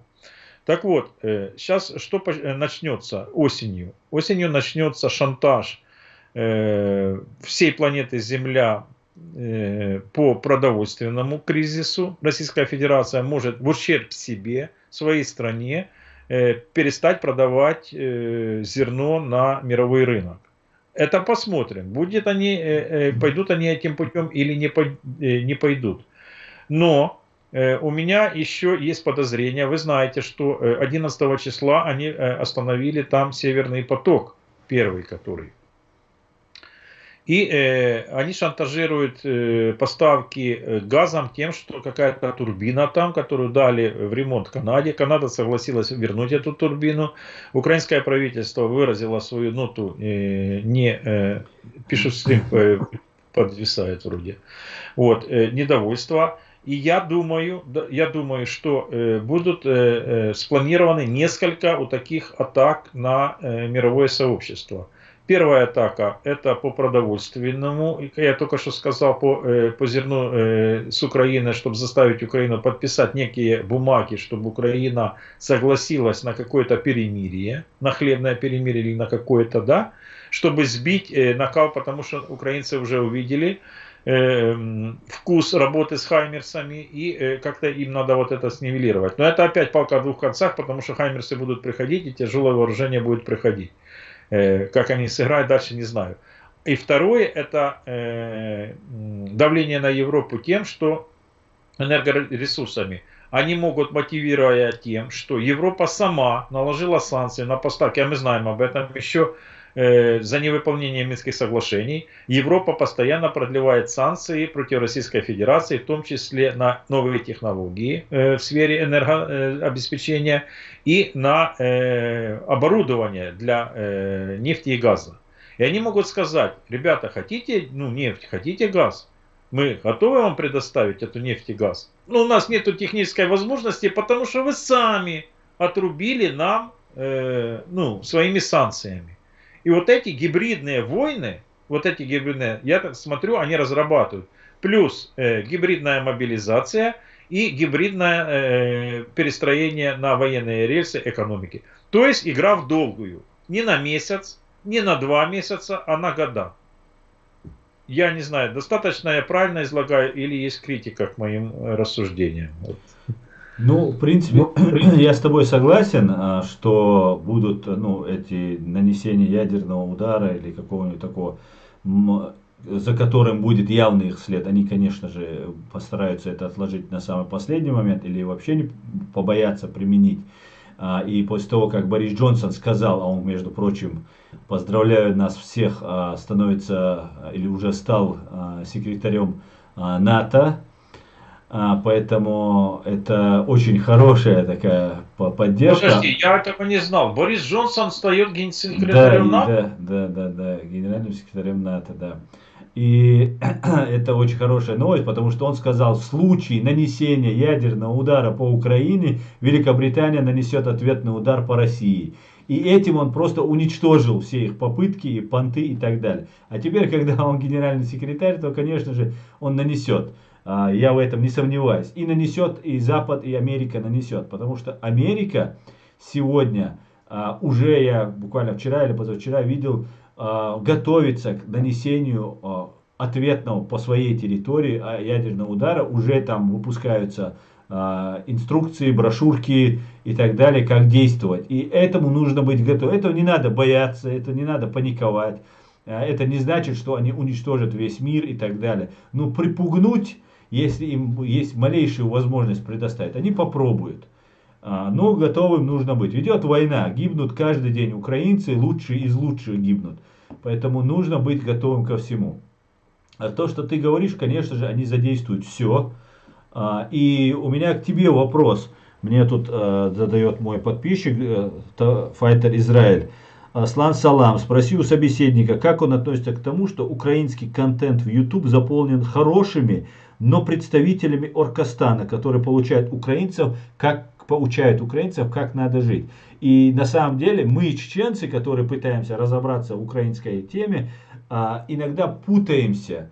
Заходим на канал, вот дополняя вот его вопрос, хочу сказать, заходим на канал, который вроде бы говорит все правильные вещи и про Ичкерию, а Чечня и Ичкерия для нас это индикатор, как украинцы относятся к этой теме, правильно ли они все это произносят и говорят и делают, как на Украине, в Украине. Вас это касается, точно так же у нас есть свои вот эти индикаторные такие вещи. Мы обращаем, а потом раз мы видим какого-нибудь там Ходорковского или какого-нибудь там другого Фейкина, который далеко не Фейгин, а Фейкин. И так далее, и так далее. И мы теряемся. Думаем, неужели вот эти люди, и сейчас Невзоров получил гражданство, и мы не можем понять. Эти воюют, понятно. Залужный это наш вот такой маячок, которому я лично для себя ориентируюсь на Залужного. Потому что я знаю, что этот человек реально воюет против России, и реально этот человек враг России. И Россия ему никогда не простит. Ни ему, ни его вот этому генералам, ни полковникам не простят то, что они сейчас делают и ставят в позу партера российскую армию. И для меня это мой друг, союзник и мой человек, на которого я ориентируюсь. Но другие меня просто сбивают с толку. И это меня, который очень неплохо, хотя недостаточно хорошо ориентируется в украинском в этом политикуме. И вот тебе вопрос, как ты относишься к тому, что на украинских каналах хорошие орки заполонили все, ваших патриотов не видно, националистов не видно, бойцов не видно, тоже какие-то тиктокеры у вас там тоже появляются, очень много в свежих, чистых формах и так далее. Тебе слово, Сергей. Спасибо, да, спасибо. Я просто уточнить по Борису Джонсону, я проверил информацию, его кандидатура рассматривается как одна из самых вероятных. Да, его вынесли, еще не принят, да. Потому что, да, потому что он должен, исполняющий обязанности до осени До будет, пока не сентября. выберут, там, да, до сентября, а потом еще будут рассматривать новую кандидатуру до секретаря Скорее НАТО. всего, примут. И он имеет большие шансы рассматриваться, потому что как раз он Да, из да, да. поста уходит, и да, вот это просто уточнение для зрителей. Но это очень А хорошая поддержка будет для нас всех. да, для нас Вот. будет просто вот, ну, Да. бомбезно, да. А по поводу того, что вот многие раздражают, даже не то, что там какие-то заезжие Фейгины, да, а и наши. Вот мэр города Борис Филатов правильно сказал: заберите у этого Арестовича микрофон. Вообще заберите нафиг. Потому что помните его прогнозы, он говорил: до мая месяца мы всех выгоним, всех победим, и все, и в мае будет победа. Вот. А потом начинается то одно, то другое, то третье. Там есть такие эксперты. Кстати, он, Арестович, не советник президента, а советник офиса президента. Что-то такое. Да, Но он все равно, но все равно его воспринимают как государственного чиновника. И то, что он говорит, вроде бы как от лица государства. Я считаю, это неправильно. Потому что, когда я говорю, или Аслан говорит, ну, у Аслана организация хотя бы, да, а я в говорю... процессе регистрации.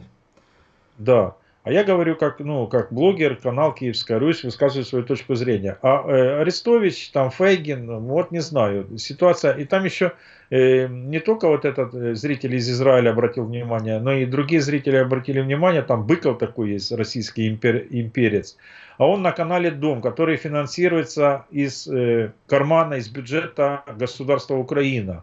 И он там сидит, рассуждает, я где-то скачивал даже его этот маленький такой высказывание, что он говорит: мне пофиг Путин, мне пофиг ваши нацисты, я высказываю свою точку зрения. И понимаешь, он ставит наших Да, да, да. защитников Азова, наших людей, которые кровь проливают за Украину, он ставит наравне с Путиным. Понимаете, вот такое закидывание такое. Так что я прекрасно вижу эту фальшь, и я поддерживаю тех зрителей, которые это критикуют. Ну не знаю. Тут очень много вопросов к информационному полю, так скажем, к нашему информационному полю. Я, например, могу ответить, я очень критиковал чуть ли не с матюками этого Стефанчука, Стефанчук, да, его, этот, глава Верховной Рады Украины, который заявил, что закрытие сталинского патриархата, а то, что как керует ФСБ, КГБ, вам только что Аслан он рассказывает 1,5 часа, да, и их приверженцы, да, я вам рассказывал про создание сталинского патриархата в 1943 году товарищем Сталиным, но я не отслеживал про ислам и про мусульманство. Тоже это одновременно создавалось. Одновременно, видите, да, я просто отслеживал то, что мне интересно, а оно, оказывается, практически одновременно они наложили контроль и над мусульманством, над самой, ну как, прикрываясь религией ислама, Да. вот так скажем. Вот. И я очень много роликов на эту тему делал, о создании сталинского патриархата, как регулировать настроение общества. И наш глава Верховной Рады заявляет, что это приведет к расколу в обществе. Представляете, закрытие филиала ФСБшного в Украине, по словам спикера Верховной Рады, приведет к расколу в обществе. У нас война идет нахрен с Россией, на минуточку. Да. А он говорит про раскол какой-то в обществе. Ну вот я не знаю, вот у меня я просто, ну, я поражаюсь недальновидностью, ну, вот этих, вот таких политиков. И недальновидностью, опять же, поражаюсь недальновидностью нашего руководства, которые думают, что, да, с одной стороны, это будет победа, когда мы выйдем на границы 24 февраля. А если мы выйдем на государственные границы Украины, да, международно признанные, то это, опять же, будет большая победа. Согласен. Но я считаю, вот мы в прошлый разговор с тобой не договорили, что война на этом не закончится. Потому что, а что дальше делать? Вот мы вышли на государственные границы, а они по нам херачат ракетами, херачат снарядами. Ну, снаряды далеко не летят, но ракет у них еще до хренища. И что дальше делать нам? Какой выход из ситуации? Вот дальше тупик. Дальше вот знаете как... Вот вышли свет в конце туннеля на свои границы, а дальше что? Я вот не знаю дальше что. Дальше в интересах планеты Земля, то, что я сказал, хирургически вырезать эту раковую опухоль.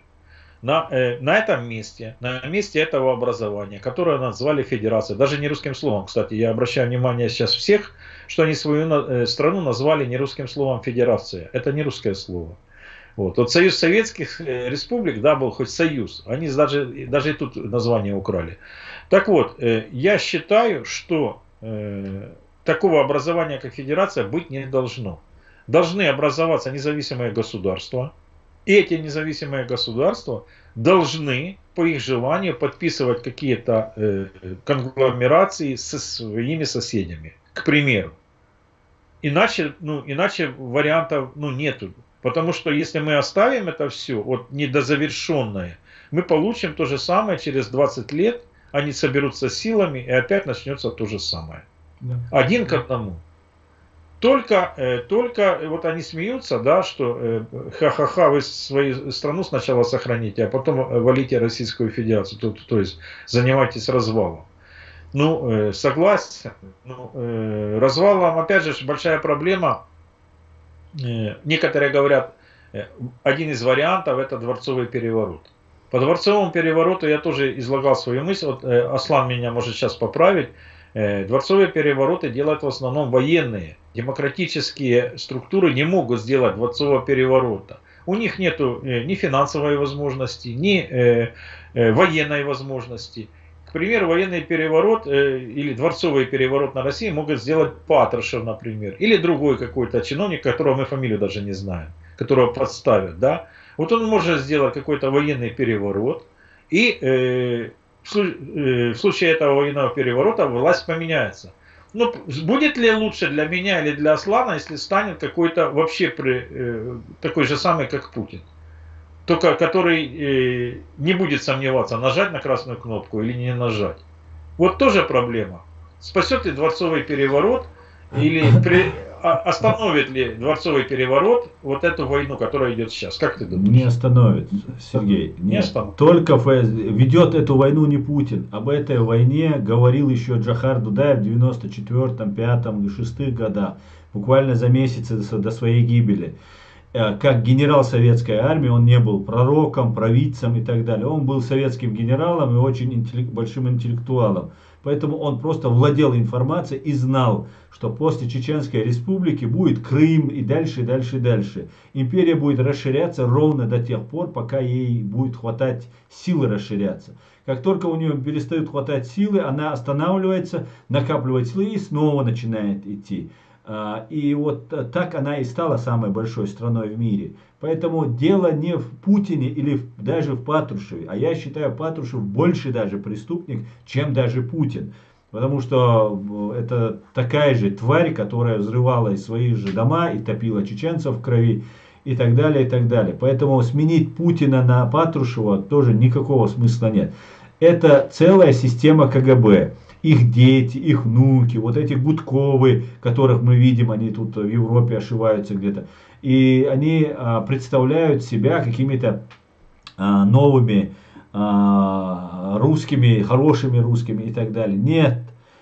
Федеральная служба безопасности должна быть запрещена. Это должно быть условие, которое будет поставлено России, так же, как и разоружение, атомное разоружение, ядерное разоружение, биологическое, бактериологическое и так далее. Им ничего не составит труда этим же КГБшникам, как когда-то Ельцину, прилететь в Америку и в Сенате США сказать: «Господи, благослови Америку», как это сказал Ельцин. И вообще у них нет такого. Их ставят на колени, они становятся на колени, потом отряхиваются, и как будто не они стояли на этих коленях. Этому больше нельзя потакать. И эта банда, террористическая банда, должна каким угодно способом быть запрещена. И весь мир это должен понять. Сейчас Украина кует свою армию для того, чтобы стать ведущей страной на постсоветском пространстве. И не надо бояться этой роли. Вы никогда не были империей, но при всем при этом вы должны понимать, что не вели, то есть захватнических войн. Но вы должны понимать, что вам рано или поздно придется поставить крест на этой фашистской России. Выйти к своим границам Да, это хорошо, но на этом даже не нужно останавливаться. Над Москвой, над Кремлем должен развиваться вот этот флаг. Вот этот флаг. Я серьезно, это 100%. Если у вас нет таких целей, эта война рано или поздно будет подходить к тому, к чему они ее и подводят. Той агентурой, которая есть, вот о которой сейчас говорил Файтер Израиль, и я об этом тоже говорил. И это ситуация, которая вот поставили. Помните, Джохар Дудаев сказал, в Крыму еще будет бойня, и русские с украинцами, русские будут создавать под видом славянства вот эту новую свою империю. Это империя за вашу историю. КГБшники есть и в вашей Украине. И эти КГБшники тоже станут дворянами. Все отлично, только мы, простые не КГБшники, станем их расходным материалом, и наши дети и внуки будут. А они будут дворянами управлять на законных основаниях. Но без истории славной, древней, великой истории Украины, это будет фейком, очередным фейком, который они пытаются создать, сделав вот новое дворянство, новую монархию. Поэтому среди вас найдутся, конечно, они есть, и их немало, как мы знаем, предателей, которые будут лить воду на мельницу КГБ. И в итоге на непримиримых позициях, о которых говорил Джохар Дудаев, украинцы и русские, украинцы не хотят быть под русскими, отдавая им свою историю. И я уверен, вы выстоите, мир вам помогает. Главное вычистить вот эту пятую колонну. На поле боя вам нет равных. Вы это уже доказали за эти 4 месяца войны, за уже почти 5 месяцев войны. Вы это доказали, очень отлично просто доказали. Я, в принципе, в этом и не сомневался. Ну, разве что немножко. А так, мне кажется, нужно ставить задачи. Знаете, чеченская пословица гласит, если хочешь этот берег, борись за тот берег. Поэтому надо биться не за... Даже Крым сейчас даже не произносится, да, как будто это какая-то Россия и так далее. Уже как будто поверили, что отдадут Крым и не отстанут, уважаемые украинцы. Я это говорю не тем, кто согласен быть под русским, под холопным. Я говорю это тем, кто сражается и не согласен быть под холопным. Не отстанут. Крым они вы отдадите, Луганск, Донецк не отстанут. Пока не получат в нос и не будет банда ФСБ, то есть мозговой центр, фабрика мысли империализма не будет уничтожена, не будет нейтрализована. До тех пор они не отстанут ни от вас, ни от нас. И нам нужно объединяться. Вот сейчас Гончаренко сказал про Ичкерию. Очень хорошо. Ну почему об этом не говорилось раньше? Почему это только сейчас говорится? Почему это говорится так ограниченно? Почему это говорится всего лишь депутатам? Почему об этом не говорит там президент? Ну, президент понятно, после того, что с Невзоровым случилось там вокруг его, вот в этой администрации, и так далее, я уже только Залужному верю, да, как главному, а так верю, конечно, я многим лицам в Украине, но нужно исходить из того, что нужны те люди, которые просто запаха гибни не оставят в Украине, просто их нужно вычистить, только так вы сможете выстоять, только так мир сможет выстоять. И вам помогают американцы, вам помогают англичане, вам весь мир помогает. Уже все, многие уже все поняли. Но, опять же, должны стоять такие цели, которые приведут к окончательному победе. Вот мы отобьемся сейчас и передадим эту проблему детям, а потом внукам. Нет, уже есть потери, и сейчас есть за последние 100 лет англосаксы не проиграли ни одной войны. Никому. И сейчас эти англосаксы полностью за вас. Абсолютно 100%. Уже НАТО увеличивается. Они готовятся и к нанесению ядерного удара и так далее, и так далее. Все очень серьезно. И сейчас есть все основания украинской нации стать ведущей нацией на постсоветском пространстве и в Европе, благодаря союзникам, такими как США и Великобритания.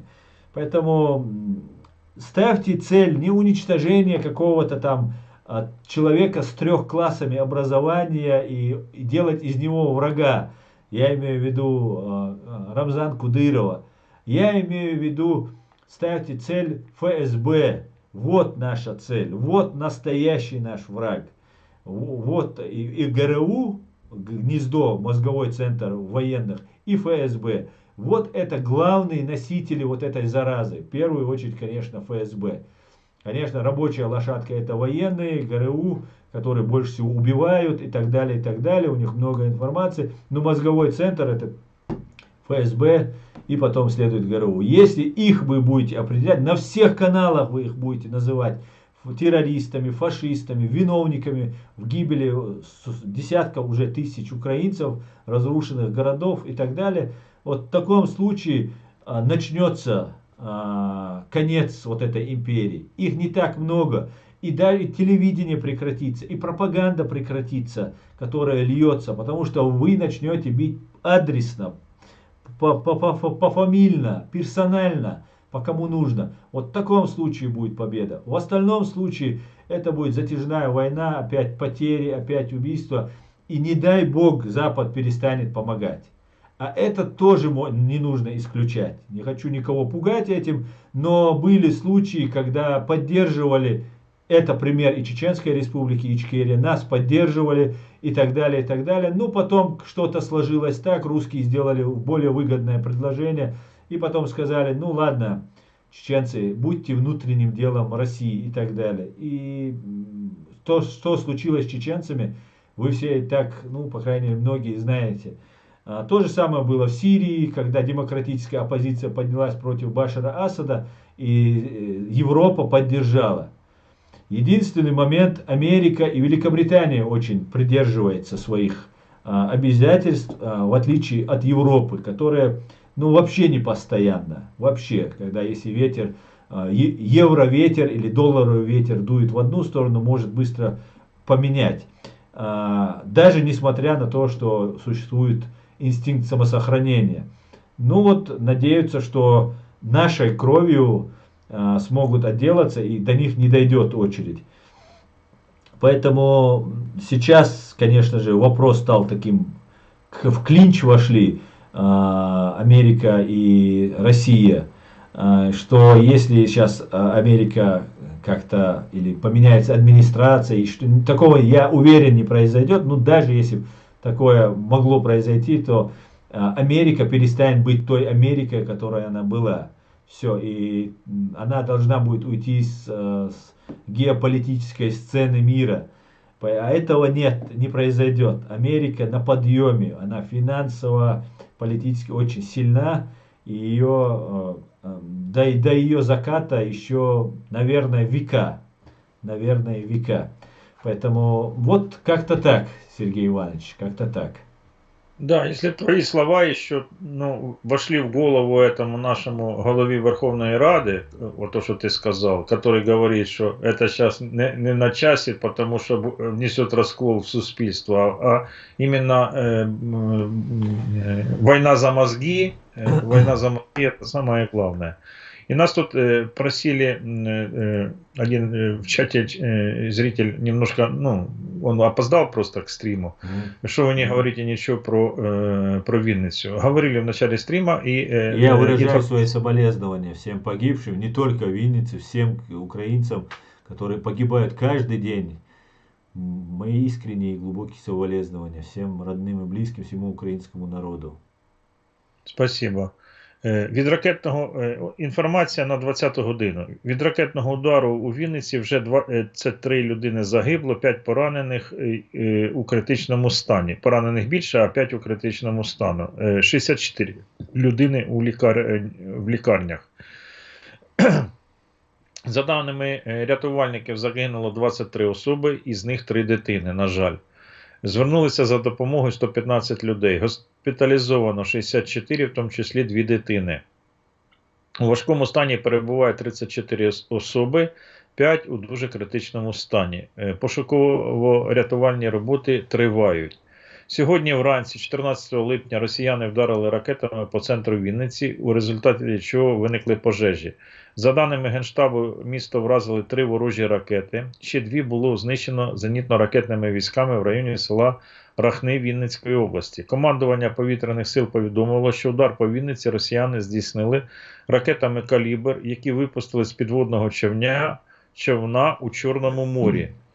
Зеленський назвав цей ракетний удар терактом. Сіменян з посиланням на Міноборони РФ стверджує, що ракетний удар по Вінниці, в результаті якого загинуло більше 20 мирних мешканців, було завдано нібито по пункту розміщення націоналістів. Ну, у них зараз така тактика, куди попала ракета, там і жидобендеровці. От у них так, ну просто, да. Куда попало, значит там были нацисты. Вот Да, и все.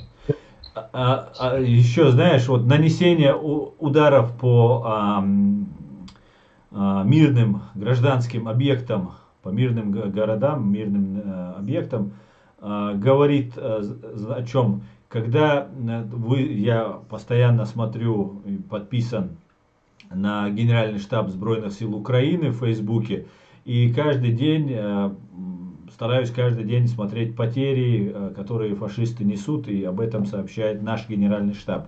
Так вот, когда большие потери у русских сообщает Генеральный штаб, обязательно в этот день, на следующий день, русские наносят удар по мирным объектам. Это не случайно делается, это метод ведения русскими войны. Это так было в Чечне, в Чеченской республике Ичкерия. По-другому они воевать не умеют. Им нужно просто как можно больше убить. Вы убиваете их бичей, их орков, они убивают ваших гражданских мирных людей. Так было всегда. Мы взрывали, там, уничтожали их БТР, они забегали в ближайший населенный пункт и там расстреливали людей, забирали, пытали, убивали, взрывали, сжигали, насиловали.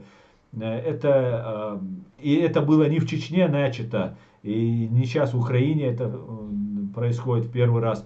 Это было и в Афганистане, и во всех войнах, в которых русские фашисты принимают участие. Именно только так они и воюют. По-другому они воевать не могут.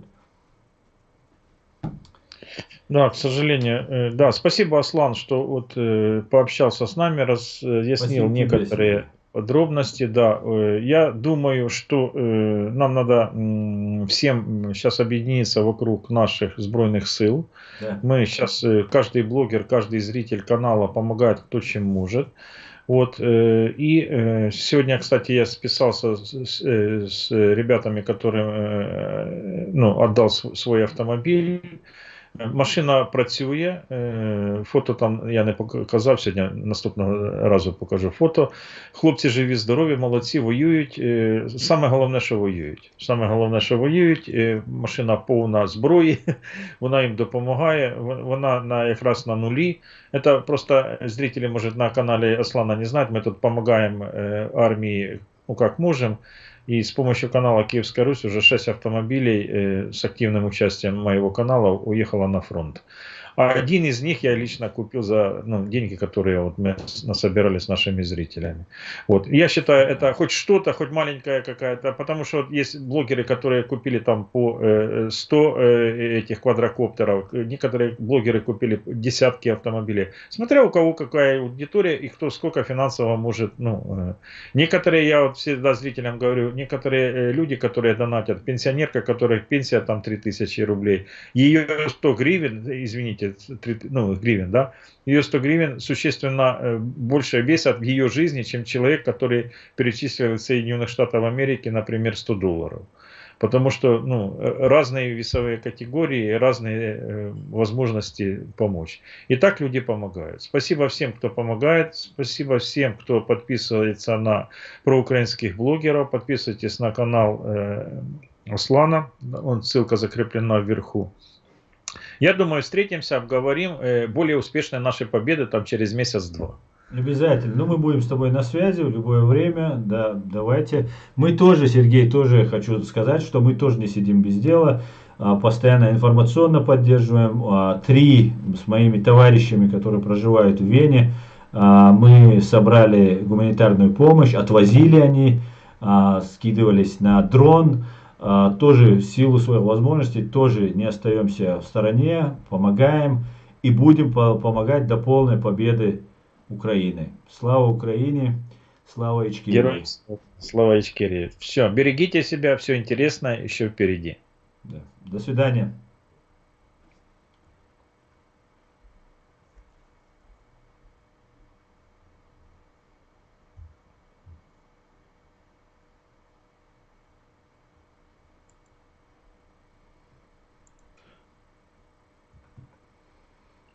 Так, останавливаю Сейчас, подожди, трансляцию.